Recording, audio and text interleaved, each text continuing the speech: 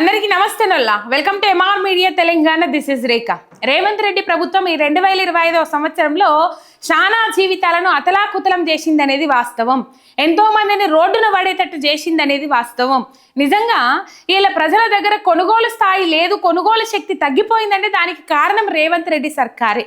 సరే, కొనుగోలు శక్తి ముచ్చట పక్కకు పెడితే 2 ఏళ్ళు ఆయనట పాపంకి మొయినాబాద్లో పెద్ద మంగళారము అనే డివిజన్ ఏదైతే ఉన్నదో ఆడ సర్వే నెంబర్లు 210, 11, 12 ఇట్లా సర్వే నెంబర్లు ఉన్నాయి. 50 మంది రేవంత్ రెడ్డి సొంత జిల్లా నుంచి అంటే మహబూబ్ నగర్ జిల్లా నుంచి 50 మంది వచ్చి అక్కడ భూమి కొనుగోలు చేసి పాపము ఎవరికి వెళ్ళిన తీరు వాళ్ళు ఇల్లులు కట్టుకున్నారట.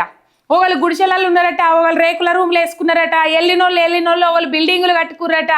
ఇట్లా ఈడ మొయినాబాద్లో ఈ సర్వే నెంబర్ పెద్ద మంగళారము ఈ సర్వే నెంబర్లలో 2010, 11, 12 ఈ సర్వే నెంబర్లలో భూములు కొనుక్కొని వాళ్ళు ఇల్లు కట్టుకున్నారు. వాళ్ళ నిజంగా కనీసము పేదలకు ఇల్లు ఇవ్వలేని సర్కారు, పేదలకు పునరావాసాలు కల్పించలేని సర్కారు ఎటువంటి నోటీసులు ఇవ్వకుండా, ఎటువంటి ఆదేశాలు జారీ చేయకుండా, మరి ఎవరికన్ను పడ్డది ఏం కథ తెలియదు కానీ ఈ మధ్యకాలంలో కాంగ్రెస్ పార్టీ నాయకులు కొంతమంది చేస్తూ ఉన్నారట దందాలు.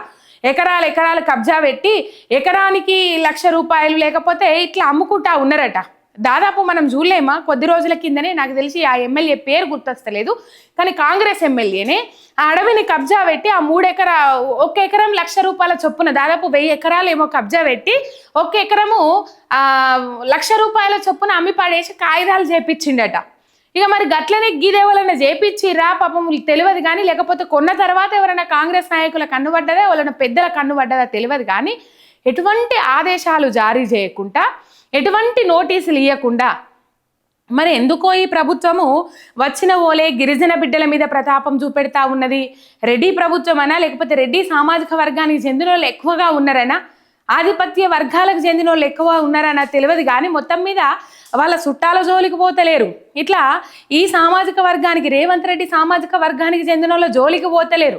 కానీ ఎక్కువగా పేద మధ్యతరగతి కుటుంబాల జోలికి హైడ్రా చూసినాం. హైడ్రా తరీకా ఏ విధంగా ఉండనో మనం చూసినాం. పేదోళ్ళకు ఒక న్యాయం, పెద్దోళ్ళకు ఒక న్యాయం చేసుకుంటూ పోయింది హైడ్రా. పేదల ఇంటి మీదకి బుల్డోజర్ వాలిపోయింది కానీ పెద్దోళ్ళ ఇంటికి కనీసం అడుగుజాడలకు కూడా పోగా వాళ్ళకు నోటీసులు పైగా మీదికెళ్ళి ఆ నోటీసులు కొంటపోయి కోర్టులో స్టేలు తెచ్చుకొని వాళ్ళ ఇళ్ళను కాపాడుకున్నారు, వాళ్ళ రాజభవంతులను కాపాడుకున్నారు, వాళ్ళ భవనాలను కాపాడుకున్నారు. కానీ పేదోనికి ఆ నోటీసులు ఇవ్వకపాయే, కనీసము ఎటువంటి కార్యక్రమాలు వాళ్ళు ముందస్తు స్టే తెచ్చుకోవడానికి కూడా అవకాశం లేకుండా చేసి పేదోనికి ఒక న్యాయం పెద్దోనికి ఒక న్యాయం అన్న సిద్ధంగా హైడ్రా వ్యవహరించింది. ఇది అందరికీ తెలిసిన ముచ్చట్నే. పాపము వీళ్ళు 50 మంది మహబూబ్ నగర్ జిల్లాకి వెళ్ళి అక్కడ ఉన్న భూములు అమ్ముకొని ఇక్కడికి వచ్చిండ్రట బతుకుదెరువు కోసం. ఇక్కడ వచ్చి ఆ జాగలు కొనుక్కొని అక్కడ అమ్మిన పైసలు ఉంటే ఆ జాగలు ఇక్కడ కొనుక్కొని ఇల్లులు ఎవరికి తోచినట్లు వాళ్ళు గుడిసెలు, రేకులు, జర మంచిగా తోసిన వాళ్ళు ఎక్కువ బిల్డింగులు ఇట్లా కట్టుకొని ఉంటుర్రట. 2 ఏళ్ళ పొద్దు అవుతుందని చెప్తా ఉన్నది. మరి అమ్మ 2 ఏళ్ళ పెద్ద అయినా లేకపోతే ఇంకెక్కువ అయినా తెలియదు కానీ మొత్తం మీద ఈ ఎవరి అధికారుల కండ్లు పడ్డాయో లేకపోతే ఎవరి పెద్దల కండ్లు పడ్డాయో కానీ ఆగ మేఘాల మీద మబ్బుల లేపి పాపం వాళ్ళను ఈ గడ్డగట్టే సలిల లేపి వాళ్ళ ఇండ్లను కూల్చివేతలు చేసిరట. ఒకసారి ఆ వీడియోలు చూద్దాము. పాపము చాలా బాధ అనిపించింది వాళ్ళు ఏడుస్తున్న తీరు. కానీ ఎందుకు మరి పేదోని ఇంటి మీదకి బుల్డోజర్తో పోవాల్సిన పరిస్థితి ఏంది? అందుకే తెచ్చుకున్నారా మార్పు మార్పు మార్పు అన్నారు. ఇదేనా మార్పు? పేద ప్రజలు కోరుకున్న మార్పు ఇదేనా?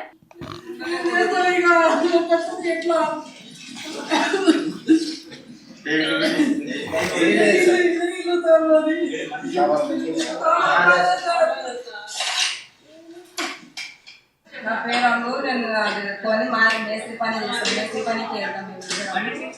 ఇక ఇది కొని 2 సంవత్సరాల దాకా అవుతుంది. భూమి ఇది అప్పుడు 16 లక్షలకి కొన్నాము. 100 గజాలు 16 లక్షలకు కొన్నాము. ఇల్లుకి ఎంత అయింది? ఇల్లుకి అయింది 30 లక్షల దాకా అయిపోయింది. 30-50 అయిపోయింది. ఇక మేము ఏ ఊరు మీది?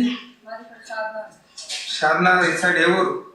చౌదరిగూడ. అక్కడ అమ్ముకొని ఇక్కడ కొన్నాం సార్. మేము ఏమమ్మారు అక్కడ? ఇక్కడ కొన్నామని అక్కడ లేదు, భూమి లేదు, ఇల్లు లేదు, ఏం లేదు. అక్కడ కూడా ఏం లేదు. ఎంతమంది పిల్లలు? ఏం చేస్తారు? స్కూల్కి వెళ్తారా? ఏడాది అవుతారు స్కూల్? సిల్కూర్ గవర్నమెంట్ స్కూల్ కా ప్రైవేట్ స్కూల్? ఏం పేరు మీ పేరు? ఇంటి పేరు? లవడి అంబు.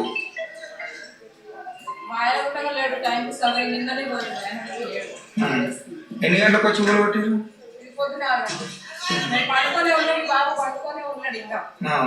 వచ్చి జేసీ పెట్టిరా?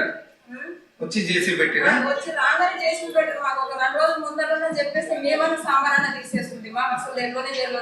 సడన్ గా నిద్రలకి లేచే వరకు చేసి వచ్చి సామాన్ తీసుకోరా? సామాన్ తర్వాత తీసిరు. మాకు సగంలో మొత్తం లోపలనే ఉండే, సగం తీసిరు, సగం అట్లే ఉండే.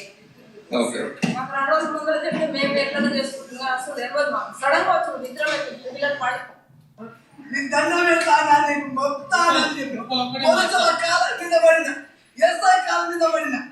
ఎవరి మాట అయితే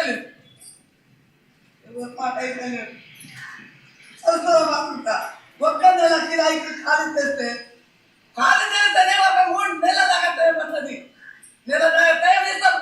ఇల్లు కిరాయి ఇచ్చిన వాళ్ళే ఒక నెల దాకా టైం.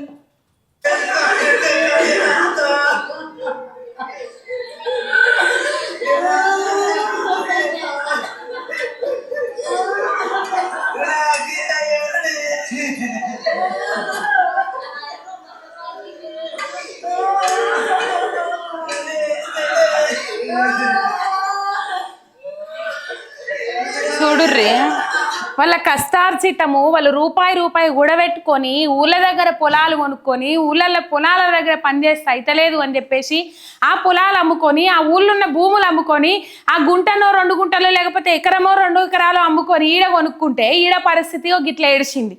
పాపము చాలా బాధ అనిపిస్తుంది వాళ్ళు ఏడుస్తూ ఉంటే. ప్రతి పేదోనికలు ఏందొల్లా ఒక ఇల్లు కట్టుకోవాలి, లేకపోతే ఒక గుడి చేసుకోవాలి, మనకంటూ గుంటెడు జాగ ఉండాలి, ఆ జాగలో మనకు సొంతం ఇల్లు ఉండాలి.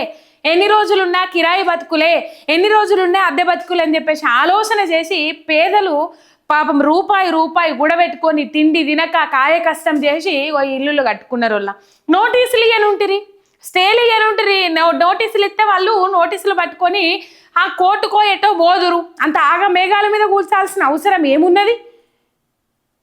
నిజంగా ఎంత దారుణం అంటే అంత దారుణం వల్ల. మరి ఎందుకో వచ్చిన పొద్దు నుంచి ఆ టైంలో గిరిజన లగచర్ల పాపము వాళ్ళు భూముల కోసం ఎంత పోరాటం చేసిరో మనం చూసినాం. లగచర్ల గిరిజన బిడ్డలు ఎన్ఆర్సీ సీరియస్ అయ్యే కాడికి తెచ్చుకున్నాడు రేవంత్ రెడ్డి. గిరిజన బిడ్డలను ఆగం చేసిండు. లగచర్ల మీద ఒక లగచర్ల కుటుంబాల మీద మహిళల మీద ఒక దమనకాండ చూసినాం మనం. వచ్చి రాగానే మరి పేదల మీద పడ్డాడు, ఎస్సీ లంబాడా బిడ్డల మీద పడ్డాడు, గిరిజన బిడ్డల మీద పడ్డాడు. ఎందుకు పడ్డాడో ఏం కథనో తెలియదు. మొత్తం మీద దీని పూర్తి వివరాలు తెలియాల్సి ఉంది. మరి అమ్మినోళ్ళు ఎవరు, ఎట్లా అమ్మినరు, అమ్మినోళ్ళు సొమ్ము చేసుకొని పోవచ్చు. మరి ఇప్పుడు ఎందుకు కూలగొడతా ఉన్నారనేది తెలియాల్సిన అవసరం ఉన్నది. పాపం చాలా బాధ అనిపించింది. ఇగో ఇట్లున్నది. రేపైతే కొత్త సంవత్సరము, ఇగో ఇయ్యలనే కూలగొట్టుకుంటా ముందడుగు పోయిరు. పాపం వాళ్ళకు ఈ 2025, 26 మొత్తం ఏడిపై పెట్టిండు రేవంత్ రెడ్డి. ఇంకేమీ లేదు.